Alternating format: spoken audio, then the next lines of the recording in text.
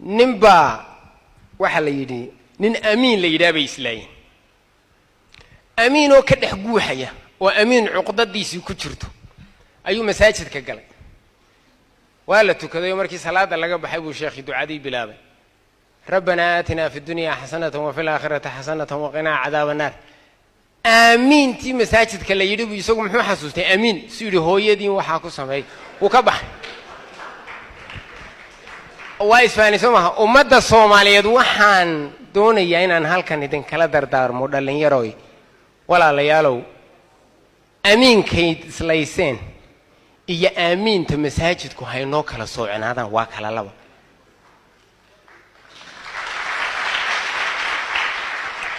waxa ay inaga danteenu ku jirno walaal hal qodob hadaynu isku diidno 9 adna kuudana anna iidana yeynaan iska raacin waa isfaaniisoma marka gudaheenu it have to be clean takale cidda waxa la yiraahdaa leaders ma hogaamintu waa role wuxuu nin kastaba wax laga tuugi jiray tu uu yaqaanayo tusmu uunku kala leeyahay eeteena naasiman nimba waxa la yiraahdaa tooyo heerku ka gaadhay xarigan kaba tolo aha kabaha xariga lagu tolo ayuu nudxada waa 3 nud xarigu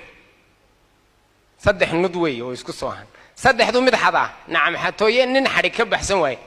ayaa la yiri waxa tahay madaxa maxkamadda iyo cadaaladda iyo garsoorka erga waydi xajaadan afqallo Allah una xariistay 1963 gabaygu tiriyay ee la yiraahdo tabaalaha adduun waxa ku jirta kaba tole maxkamad loo tirshay isagoo tolonka uun jeexa barbu hada xabada xariga haduu buuga teelteel u dhiga taasiya male ee in kastaba istiilo waxa taag u hidin weedo ninka kaaga togan uga tagbaantani awoodin halka hebel walaalkay baa iga mudan tolkay habaar baa kaga dhacday guulna kuma gaadhaysid ilaa inta aynu qofkii saxda ahaa halkii saxda ahayd waqtigii saxda ahaa aynu la beegsanayno guul sida loo gaadhay runtii way adag tahay ta kale khilaafka iyo isku dhaca oo soo jiitama waxaan xasuustay markaan akhriyay tan odayro Soomaaliland oo kelmadda ila meerayso yaaba jiray waxa jirtay sheekay Soomaali waxa caan ah diin godgal godgoraygal goray godgal goddiingal okay kelmadda waa isdul taagaynaa maanta oo godkan horta yaale ilaan marka khilaaf yimaado waa in dadkii loo gar qaadaa soo diinku naturally wuxuu ku dhalaa god intuu labada lugood ee dambe hog ku qodo ayuu dhalihiisa ku aasa ka bacdi temperature-ka dhulka kulaylka uu mibaxa dhulka ayaa ababiya dhalaha diinka gorayadu ilmeheeda arooriday dhigtaayo awoodigu kul banaan baan ku ogeyn gorayo marka yaa khaldan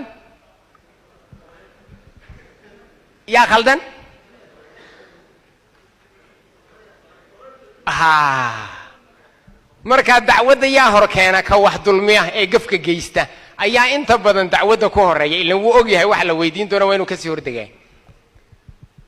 wuxuu yiri diin baa god iga cali moogaala gabaygan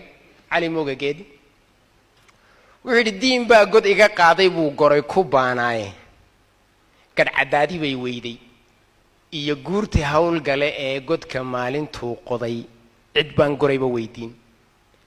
horta intaan gardaba la gelin war goormaad god qodan jirtay oo diin ku haysata nacam keena khaldan hadaynaan qabanin guusha caqabadaha inaga hortaagan bay kamid waan isfahanaan filay ta kale bulshada qaybaheeda kala duwan maqaaliiro waxaan akhriyay Africa nin la yiri maxay u horumari weedayo I don't know waxay yiraahdeen Mugabe quotes Africa maxay u horumari weeday baa la yiri wuxuu yiri ninka afrikaankii mantuu maal leeyahay uu muruq leeyahay uu maskax leeyahay dalal kale u tagaa hantiilaheedu wuxuu tagaa buu yidhi dibadda aqoon-yahankeedu wuxuu tagaa meel kale marka uu maalkii iyo muruqii iyo maskaxdii dhammaystu dhintuu yidhaahdaa dalkaygii hooyaha laygu aaso waa qabri suu horumari buu yidhi waa qabri suu horumari inta aad xoog leedahay eed awood leedahay ee aqoon aad leedahay ayuu dadkaaga iyo diintaada iyo afkaaguba ay kuu baahan yihiin ee maalinta aad maaragtay ta kale dadkeenna dibadda wax ku soo barta intooda badan oo habaarka igu dhacay bool shid afrikaanun igula soo noqda ee aan tala keenin amba caqli soo kordhinin amba hooyadu adhiga ka ooman yahay aan xal u wadin inta joogta oo aan isu roonayn maamulka xilka haya oo aan go'aamadii saxda ahaa amba maaragtay awooddeedii iyo kartideedii aan lahayn iyada lafteedu waa gaababka ka mid a degmaa la isku laayay practically waxyaabahan u arka degmada laba reer baa isku laayay guddoomiyihii baa lagu eedeeyey reerkiinaad la safatay qiimayntii markaan u yeedhnay baa qiimayntii la galay baa la yidhi reerkiinaad raacday guddoomiyihii suu yidhi oo hadda ayaan raaci lahaa khaladku ninkaasi jawaabtuu bixiyey waa sax because reality on the groundiga dhulka ka dhacay buu kuu sheegay laakiin qofka maamulka ah baa loo baahan yahay inuu kasii digtoonaado oo inuu qofkani ummadda dhexdhexaad u yahay uu labada islaynaya isagu ka mas-uul yahay marka horeba looma sheegin nabigeenni maxamed ahaa calayhi salaatu wasalaam baxun lama odhane waxaa la yidhi iqra bismi rabbika aladii khalaq qofku xilka iyo waajibaadka ta loo dirayo in la isweydiiyaa muhiim mushaharka waa imisa howlfulintu intee in leeg bay leeg tahay haddaad ka bilowdo guul gaari maysid